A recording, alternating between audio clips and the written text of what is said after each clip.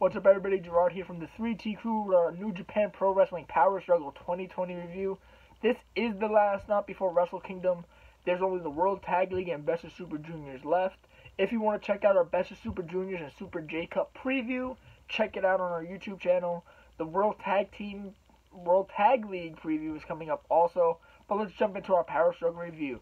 Toru Yano with a 2.5 broken tables victory over Zack Sabre Jr. Comedy 101 here with Yano. If you're not a fan of it, skip it. If you love comedy wrestling and you don't take everything too seriously, check this one out. Yano beats Zack Sabre Jr. by tying him to the barricade via his shoelaces. Right now, it looks like he's the king of pro wrestling for 2020, which is just hilarious in its own right. Second match, we had the opposite of that with Minoru Suzuki losing to Shingo Takagi for the Never Openweight Championship. This is now Shingo Takagi's second Never Openweight title reign. This is 3.5 broken tables for me. I love both these guys. I think this was better than their Jingu Stadium match, and I think this is probably better than their G1 encounter. At least for me. The lariats that they exchanged at the end with Shingo Takagi really laying those strikes in at the end was a big difference maker for him. Now, we'll see where Minoru goes from here. This was a disappointing title reign from him. His last Never Openweight reign was extensive, and now Takagi once again is the ace of the Never Openweight division. Now, third match of the evening was Kazuchika Okada versus the debuting Great-O-Khan in his singles action debut. He's done tag matches, but he's never had a singles match in New Japan under this new gimmick. This is two broken tables for me. This is pretty chalk. Everybody knew that Okada was going to win. He won via the money clip. Now we're building into Ospreay Okada, which was announced for Wrestle Kingdom Night 1.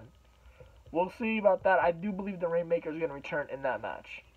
Now, we're in our triple main event, we had Kenta versus the ace of the universe, Hiroshi Tanahashi. IWGP United States title briefcase was on the line, and Tanahashi lost again. Tanahashi does not have a path to Wrestle Kingdom. I predicted he would have gotten the match, and then beaten Jon Moxley for the United States title at Wrestle Kingdom. Doesn't look like we're getting that. Hopefully we get Kenta versus Mox at Wrestle Kingdom, because that belt needs to be defended. And if Moxley's not able to go to Wrestle Kingdom due to AEW commitments, they should have stripped the title and have Kenta versus someone else to decide the champion. That's my opinion. I hate seeing guys get stripped of the belt, but it has to be done. This is 2.75 broken tables. I thought their G1 encounter, at least to me, was a little more entertaining. But nonetheless, solid match in its own right. In our co-main event, my heart was broken with Kota Ibushi lost to Jaywhite via cheating on the ropes. This was me stress clicking throughout the match. This is a pen, by the way. Very annoyed by the result, but this is what a heel should do. Jaywhite is the top heel in New Japan outside of Evil, so of course he's going to cheat. But Kota Ibushi has now made more history, this time in a negative light. He is the first man to lose the briefcase. 4 broken tables for me. I love this match, regardless if I like the result or not. I still think Ibushi has a path that now has been established. Jaywhite is not wrestling on night 1 of Wrestle Kingdom. Ibushi is. Find out now with our main event, where Tetsuya Naito retains against Evil. It looks like he's finally vanquished Evil once and for all, at least for the time being.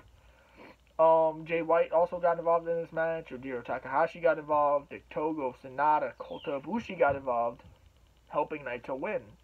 You know, Naito overcomes all the interferences, all the chaotic run-ins from Kota and Jaywhite.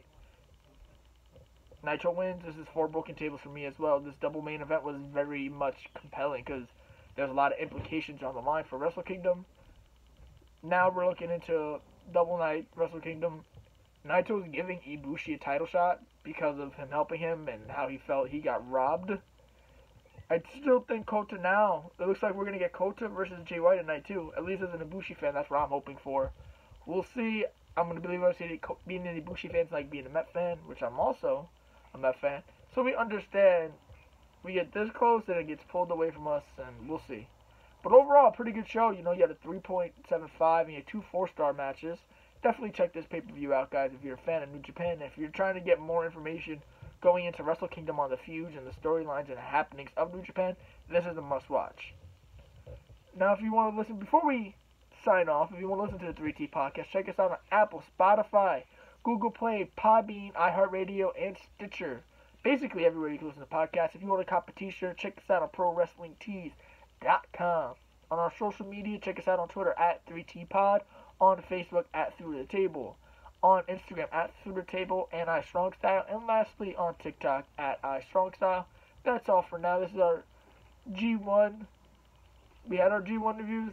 This is our Power Struggle review. We're almost at Wrestle Kingdom, guys. This is Gerard from the 3T Crew signing off. Next time, see you.